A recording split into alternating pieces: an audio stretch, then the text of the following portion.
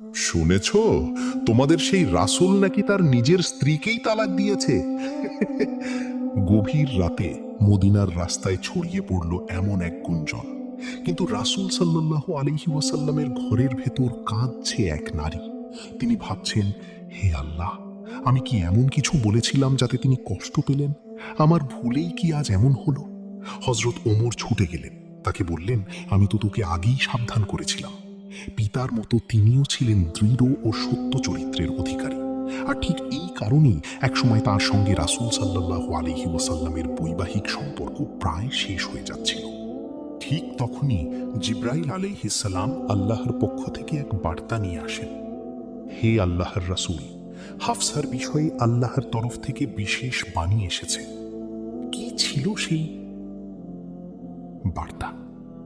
কেই নারী? আসলেই কি আল্লাহর রাসূল সাল্লাল্লাহু আলাইহি ওয়াসাল্লাম তাকে তালাক দিয়েছিলেন? সেই দিনগুলোতে আসলে কি ঘটেছিল তা জানতে ভিডিওটি শেষ পর্যন্ত দেখুন। নবুয়তের 5 বছর আগেই 605 খ্রিস্টাব্দে হযরত উমর রাদিয়াল্লাহু আনহু এর ঘরে একটি ছোট্ট কন্যা শিশুর জন্ম হয়েছিল। তার নাম রাখা হয় হাফসা। হাফসা ছিলেন উমর রাদিয়াল্লাহু আনহু এর জ্যেষ্ঠ সন্তান এবং প্রায় যেন তার বাবারই প্রতিচ্ছবি। তুমি আমার মেয়ে, আর আমি চাই তুমি সম্মান আর ধৈর্য দুটোই শেখো। আমি শিখতে চাই আব্বা, আমাকে শুধু পথ দেখাইয়ে দিন। তার আচরণ, চিন্তাধারা সবকিছুতেই বাবার গুণাবলী প্রতিফলিত হতো। ইবাদতের প্রতি তার ভালোবাসা ছিল অত্যন্ত গভীর, এমনকি সাহাবীরাও তার ইবাদতপূর্ণ জীবনযাপনকে প্রশংসা করতেন। হাফসার ইবাদত দেখলে মনে হয় এই দুনিয়ায়ও কেউ আখিরাতের আলো নিয়ে হাঁটছে। মদিনায় হাফসা রাদিয়াল্লাহু আনহার জীবনে এমন এক স্বামী ছিলেন যিনি ইসলাম গ্রহণ করেছিলেন প্রারম্ভিক পর্যায়ে। রাসূলুল্লাহ সাল্লাল্লাহু আলাইহি ওয়াসাল্লামের পাশে দৃঢ়ভাবে দাঁড়িয়েছিলেন, বদর যুদ্ধে অংশগ্রহণ করেছিলেন এবং শেষ পর্যন্ত শহীদের মর্যাদায় উপনীত হয়েছিলেন। কিন্তু হাফসা রাদিয়াল্লাহু আনহা ও হুনাইস রাদিয়াল্লাহু আনহু এর কোনো সন্তান হয়নি। তাই হাফসা রাদিয়াল্লাহু আনহা মদিনায় একা হয়ে গেলেন, একজন বিধবা নারী যিনি চিন্তায় ছিলেন ভবিষ্যতে তার কি হবে। তখনই তার পিতা হযরত ওমর রাদিয়াল্লাহু আনহু নিজ কন্যার জন্য একজন স্বামী খুঁজতে শুরু করলেন। রাসূলুল্লাহ সাল্লাল্লাহু আলাইহি ওয়াসাল্লামের কন্যা রুকাইয়া রাদিয়াল্লাহু আনহা ছিলেন হযরত উসমান রাদিয়াল্লাহু আনহু এর স্ত্রী। উসমান রাদিয়াল্লাহু আনহু বদর যুদ্ধে অংশ নিতে পারেননি, কারণ তখন তিনি ব্যস্ত ছিলেন নিজ অসুস্থ স্ত্রীর সেবা যত্নে, এবং সেই সময়টি রুকাইয়া রাদিয়াল্লাহু আনহা ইন্তেকাল করেন। ঠিক সেই দিনেই মুসলমানরা বদরের যুদ্ধে বিজয় অর্জন করেছিল। সেদিনটি ছিল একই সঙ্গে অপরিসীম আনন্দের দিন এবং গভীর শোকের দিন। যখন ওমর রাদিয়াল্লাহু আনহু নিজের মেয়ের বিয়ের ব্যাপারে চিন্তা করলেন, তখন তিনি মনে মনে ভাবলেন, আমার কন্যার জন্য উসমানের চেয়ে উপযুক্ত আর কে হতে পারে? হে উসমান, যদি তুমি চাও, আমি আমার কন্যা হাফসাকে তোমার সঙ্গে বিবাহ দিতে চাই। হে ওমর ইবনুল খাত্তাব, আমাকে একটু চিন্তা করতে দিন, আমি পরে আপনাকে উত্তর দেব। আমি আবারও তার কাছে গেলাম, কিন্তু তিনি আমাকে দেখেই দীর্ঘ সময় নামাজে দাঁড়িয়ে গেলেন। তিনি অনেকক্ষণ নামাজ পড়লেন। স্পষ্ট বোঝা যাচ্ছিল তিনি আমার সঙ্গে কথা বলতে চান না। পরে যখন আবার তার সঙ্গে দেখা হলো, আমি তাকে জিজ্ঞেস করলাম, তুমি তো এখনো আমাকে কোনো উত্তর দাওনি। উসমান রাদিয়াল্লাহু আনহু বললেন, আমি চিন্তা করেছি এবং বুঝেছি এই মুহূর্তে আমি বিবাহের জন্য প্রস্তুত নই। ওমর রাদিয়াল্লাহু আনহু এই কথায় খুব কষ্ট পেলেন। তিনি মনে মনে ভাবলেন, আমার ভাই, আমি তো তোমাকে আমার কন্যার প্রস্তাব দিচ্ছি। হাফসার মধ্যে এমন কি ত্রুটি আছে যে তুমি তাকে প্রত্যাখ্যান করলে? এরপর ওমর রাদিয়াল্লাহু আনহু গেলেন আবু বাকারের কাছে। আবু বাকার ছিলেন মর্যাদায় ও গুণে উসমানের চেয়েও শ্রেষ্ঠ। ওমর রাদিয়াল্লাহু আনহু বলেন, আমি তাকেও একই কথা বলেছিলাম। আমি জিজ্ঞেস করেছিলাম, তুমি কি আমার কন্যা হাফসাকে বিয়ে করতে চাও? কিন্তু আবু বাকার শুধু আমার দিকে তাকিয়ে রইলেন, একটি শব্দ উচ্চারণ করলেন না। সাধারণত তিনি ছিলেন অত্যন্ত বাগ্মী মানুষ, কিন্তু এইবার সম্পূর্ণ নীরব থাকলেন। তিনি শুধু চুপচাপ আমার দিকে তাকিয়েছিলেন। আমি তার নীরবতা থেকেই বুঝে নিলাম তিনি আমার কন্যাকে বিয়ে করতে চান না। উসমানের আচরণে আমি কষ্ট পেয়েছিলাম, কিন্তু আবু বক্করের নীরবতা আমাকে আরো বেশি ব্যথিত করল। কমপক্ষে উসমান আমাকে কিছু বলেছিল, কিন্তু আবু বক্কর কিছুই বললেন না। এরপর উমর রাদিয়াল্লাহু আনহু উসমান ও আবু বক্কর উভয়ের প্রতি খুব রাগান্বিত হলেন। তিনি দুঃখে ভাবতে লাগলেন, হে আল্লাহ, কেন কেউ আমার কন্যাকে বিয়ে করতে চায় না? কয়েকদিন পর উমর রাদিয়াল্লাহু আনহু গেলেন রাসূলুল্লাহ সাল্লাল্লাহু আলাইহি ওয়াসাল্লামের কাছে উসমান ও আবু বক্করের আচরণ নিয়ে অভিযোগ করার উদ্দেশ্যে। তখন রাসূলুল্লাহ সাল্লাল্লাহু আলাইহি ওয়াসাল্লাম তাকে বললেন, উসমান এমন একজনকে বিয়ে করবেন যিনি তোমার কন্যার চেয়েও উত্তম, আর তোমার কন্যা এমন একজনকে বিয়ে করবেন যিনি উসমানের চেয়েও উত্তম। এটি ছিল উভয় পক্ষের জন্যই সুসংবাদ। এটি ছিল উসমান রাদিয়াল্লাহু আনহুর জন্য এক প্রতিশ্রুতি, কারণ পরবর্তীতে তিনি রাসূলুল্লাহ সাল্লাল্লাহু আলাইহি ওয়াসাল্লামের আরেক কন্যাকে বিয়ে করবেন। আর এটি ছিল ওমর রাদিয়াল্লাহু আনহুর জন্য এক প্রতিশ্রুতি, কারণ হাফসা রাদিয়াল্লাহু আনহার সঙ্গে বিবাহ বন্ধনে আবদ্ধ হবেন স্বয়ং রাসূলুল্লাহ সাল্লাল্লাহু আলাইহি ওয়াসাল্লাম। যখন রাসূলুল্লাহ সাল্লাল্লাহু আলাইহি ওয়াসাল্লাম ঘোষণা দিলেন যে তিনি হাফসাকে বিয়ে করতে চান, ওমর রাদিয়াল্লাহু আনহু এতটাই আনন্দিত হলেন যে তিনি উচ্চস্বরে বললেন, আল্লাহু আকবার। এটি ছিল তার জীবনের সবচেয়ে সুন্দর সংবাদ, কারণ এখন তার সঙ্গে রাসূলুল্লাহ সাল্লাল্লাহু আলাইহি ওয়াসাল্লামের একটি আত্মীয়তার বন্ধন গড়ে উঠবে। এটি ছিল এমন এক ব্যাপার যেটা ওমর রাদিয়াল্লাহু আনহুর হৃদয়ের সবচেয়ে বড় আকাঙ্ক্ষা ছিল। কিছুদিন পর উসমান ও আবু বকর উমরের কাছে এলেন এবং বললেন, হে উমর, আমরা আপনার মেয়েকে বিয়ের প্রতিশ্রুতি না দেওয়াই আপনি কি আমাদের উপর রাগান্বিত? ওমর রাদিয়াল্লাহু আনহু উত্তর দিলেন, হ্যাঁ।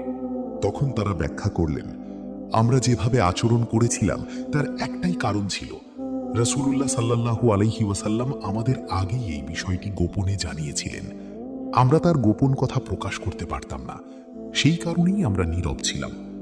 অন্যথায় যদি রাসূলুল্লাহ সাল্লাল্লাহু আলাইহি ওয়াসাল্লাম আমাদের এই বিষয়ে কিছুই না বলতেন, তাহলে আপনার সঙ্গে আত্মীয়তার বন্ধনে আবদ্ধ হওয়া আমাদের জন্য এক বিরাট মর্যাদার বিষয় হতো। এইভাবে অবশেষে সব সত্য প্রকাশিত হলো।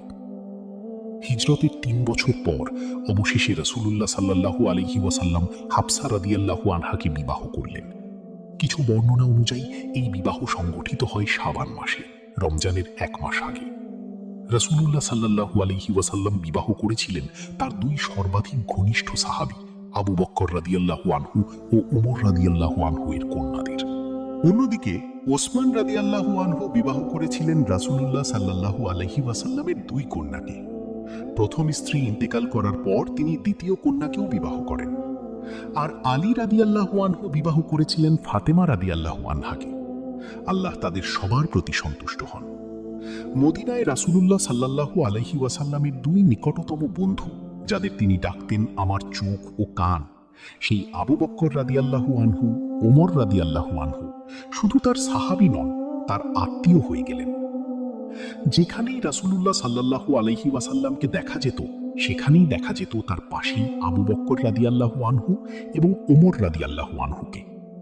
এখন তাদের ঘরগুলো রাসূলুল্লাহ সাল্লাল্লাহু আলাইহি ওয়াসাল্লামের ঘরের সঙ্গে যুক্ত হয়ে গেছে।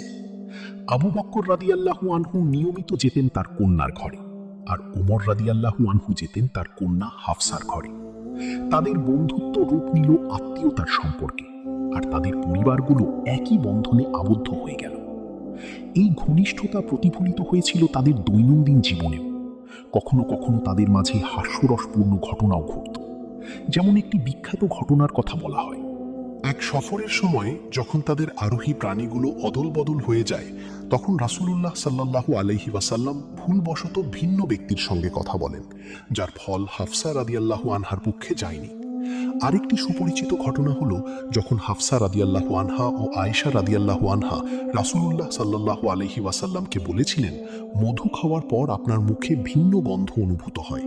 তারা এভাবে চেষ্টা করেছিলেন রাসূলুল্লাহ সাল্লাল্লাহু আলাইহি ওয়াসাল্লামকে মধু খাওয়া থেকে বিরত রাখতে।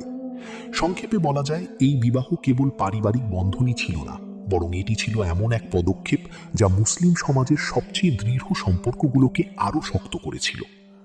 মাঝে মধ্যে হাফসা রাদিয়াল্লাহু আনহা ও আয়েশা রাদিয়াল্লাহু আনহা একসঙ্গে নফল রোজা রাখতেন ও ক্ষুধার কষ্ট সহ্য করতেন, কারণ রাসূলুল্লাহ সাল্লাল্লাহু আলাইহি ওয়াসাল্লাম ও তার পরিবার অত্যন্ত বিনয়ী ও সংযমী জীবনযাপন করতেন। তারা প্রায়ই দারিদ্র্যের চরম অবস্থায় জীবন কাটাতেন। আমাদের মা হাফসা রাদিয়াল্লাহু আনহা একবার বলেছিলেন, আমরা একদিন ভীষণ ক্ষুধার্ত ছিলাম। হঠাৎ কিছু খাবার আমাদের কাছে এলো, কিন্তু আমরা আর ক্ষুধা সহ্য করতে পারছিলাম না। তাই আমরা রোজা ভেঙে ফেললাম এবং খাওয়া শুরু করলাম। এই রোজাটি ফরজ ছিল না, বরং এটি ছিল একটি নফল রোজা। তবুও তারা জেনে শুনেই তখন তা ভেঙে ফেলেছিলেন। তখনও এই বিষয়ে স্পষ্ট বিধান নাজিল হয়নি। নফল রোজা ভেঙে ফেললে তা কি গুনাহ গণ্য হবে, না হলে এর পরিবর্তে কি করা উচিত? এই প্রশ্নে তারা দুজনেই চিন্তিত হয়ে পড়লেন। আমার মনে হচ্ছে আমরা ভুল করেছি। আল্লাহ কি আমাদের ক্ষমা করবেন? হাফসা, মন শক্ত রাখো। নফল ইবাদতে ভুল হলে আল্লাহ ক্ষমাশীল। তারা ভাবতে লাগলেন কিভাবে বিষয়টি রাসূলুল্লাহ সাল্লাল্লাহু আলাইহি ওয়াসাল্লামকে জানানো যায়। হযরত আয়েশা ও হাফসা রাদিয়াল্লাহু আনহা একটি ছোট পরিকল্পনা করলেন। কিন্তু হাফসা রাদিয়াল্লাহু আনহা নিজেকে ধরে রাখতে পারলেন না। তার মনে তীব্র অপরাধ বোধ জেগে উঠল আর বিবেকটাকে অস্থির করে তুলল। যেই মাত্র রাসূল সাল্লাল্লাহু আলাইহি ওয়াসাল্লাম আগমন করলেন, তিনি দৌড়ে গিয়ে সবকিছু অকপটে জানিয়ে দিলেন। এখানে লক্ষ্য করুন, হাফসা রাদিয়াল্লাহু আনহাকে নিয়ে বলা হয় তিনি ছিলেন তার পিতার মতোই। যেমন রাসূলুল্লাহ সাল্লাল্লাহু আলাইহি ওয়াসাল্লাম একবার আয়েশা রাদিয়াল্লাহু আনহাকে নিয়ে বলেছিলেন সে তার পিতারই কন্যা। যেমন আবু বকর রাদিয়াল্লাহু আনহু ছিলেন স্পষ্ট ও প্রাঞ্জল বক্তব্যের জন্য প্রসিদ্ধ। সত্যের সামনে লজ্জা নেই, মিথ্যার সামনে ভয় নেই। আল্লাহ যা দেখেন মানুষ তা লুকাতে পারে না। তিনি আয়েশা রাদিয়াল্লাহু আনহাও কথা বলতেন পরিষ্কারভাবে। অন্যদিকে হাফসা রাদিয়াল্লাহু আনহা ছিলেন তার পিতা ওমর রাদিয়াল্লাহু আনহু এর মতো দৃঢ় ও সত্যনিষ্ঠ। ওমর রাদিয়াল্লাহু আনহু যখনই এমন কিছু করতেন যা রাসূলুল্লাহ সাল্লাল্লাহু আলাইহি ওয়াসাল্লামকে কষ্ট দিত, তিনি অনুভব করতেন যেন তার পৃথিবী ভেঙে পড়েছে। একবার তিনি রাসূলুল্লাহ সাল্লাল্লাহু আলাইহি ওয়াসাল্লামের সামনে কণ্ঠ উঁচু করে ফেলেছিলেন এবং তখনই একটি আয়াত নাজিল হয়। সেই দিন থেকেই ওমর রাদিয়াল্লাহু আনহু, যার কণ্ঠ ছিল শক্তিশালী ও গম্ভীর, প্রায় ফিস ফিস স্বরে কথা বলা শুরু করেন। হাফসা রাদিয়াল্লাহু আনহাও ছিলেন ঠিক তার বাবার মতো। রোজা ভেঙে ফেলার পর তিনি মনে করলেন যেন তিনি এক ভয়াবহ গুনাহ করেছেন। হে আল্লাহ, আমি দুর্বল ছিলাম, তাই ভুল করেছি। তুমি তো ক্ষমাশীল, তাই আমাকে মাফ করে দাও। এবং প্রচণ্ড উদ্বিগ্ন হয়ে পড়লেন। কিন্তু রাসূলুল্লাহ সাল্লাল্লাহু আলাইহি ওয়াসাল্লাম শান্তভাবে তাকে বললেন, কিছু হয়নি, তুমি শুধু অন্য একদিন এই রোজাটি কাজা করে নিও, চিন্তা করো না। এই কথার মাধ্যমেই শরীয়তের একটি বিধান প্রতিষ্ঠিত হয়। নফল রোজা ভেঙে ফেললে কোনো গুনাহ হয় না। মানুষ চাইলে পরে সেটি কাজা করতে পারে, তবে ফরজ রোজা ভঙ্গ করা মোটেই অনুমোদিত নয়। এই ঘটনাটি আমাদের সামনে আরও একটি দিক উন্মোচন করে। আমাদের মা হাফসা রাদিয়াল্লাহু আনহার ছিল রাসূলুল্লাহ সাল্লাল্লাহু আলাইহি ওয়াসাল্লামের সঙ্গে সরাসরি যোগাযোগের সুযোগ। এটি সম্ভব হয়েছিল একদিকে তার পিতা ওমর রাদিয়াল্লাহু আনহু এর কারণে, অন্যদিকে তার ভাই আব্দুল্লাহ ইবনে উমর রাদিয়াল্লাহু আনহু এর কারণে। আব্দুল্লাহ ইবনে উমর রাদিয়াল্লাহু আনহু ছিলেন এক তরুণ, যিনি ছিলেন ইবাদতে নিবেদিত প্রাণ, মসজিদে সংযুক্ত এবং আল্লাহর রাসূল সাল্লাল্লাহু আলাইহি ওয়াসাল্লামের খুব নিকটজন। তিনি বর্ণনা করেন, ফজরের নামাজের পর রাসূলুল্লাহ সাল্লাল্লাহু আলাইহি ওয়াসাল্লাম বলতেন, তোমাদের কেউ যদি কোনো স্বপ্ন দেখে সে যেন তা বর্ণনা করে। তখন সাহাবারা তাদের শুভ স্বপ্নগুলো বলতেন, আর রাসূলুল্লাহ সাল্লাল্লাহু আলাইহি ওয়াসাল্লাম তাদের জন্য সুসংবাদ দিতেন।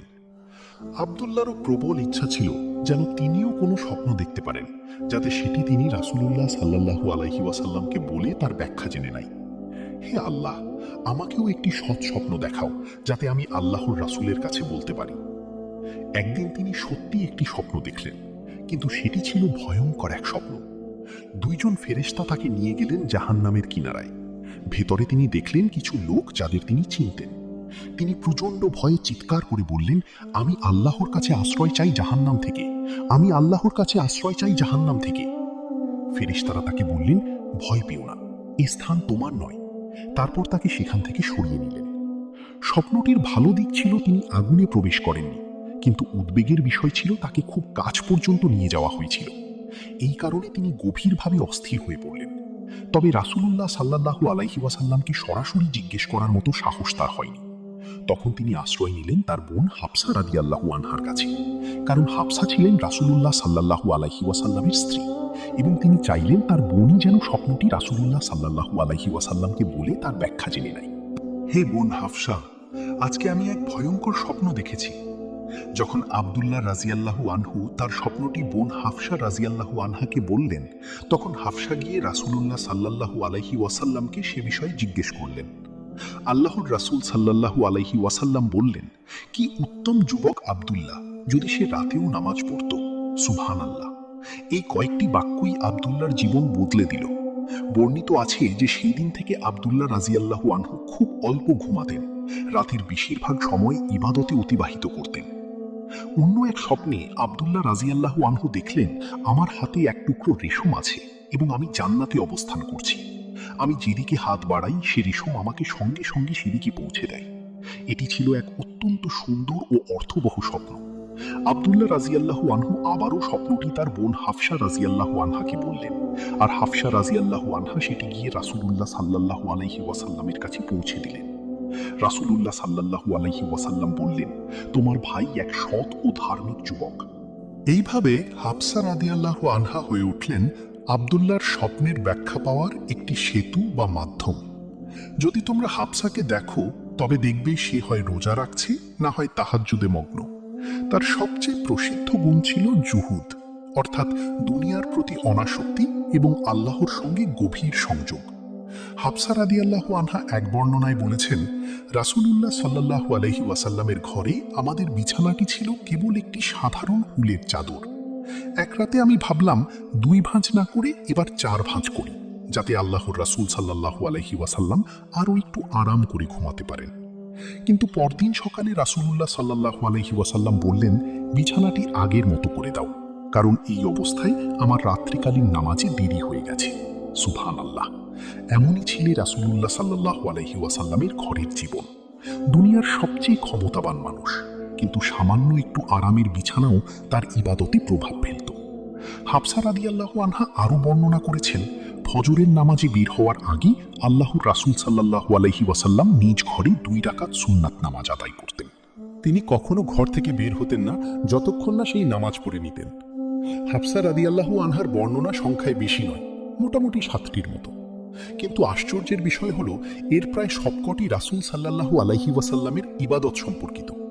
তিনি আমাদের জানিয়েছেন রাসূল সাল্লাল্লাহু আলাইহি ওয়াসাল্লাম কিভাবে নামাজ পড়তেন, কিভাবে কুরআন তেলাওয়াত করতেন এবং কিভাবে দুনিয়া থেকে বিচ্ছিন্ন থেকে জুহুদের জীবনযাপন করতেন।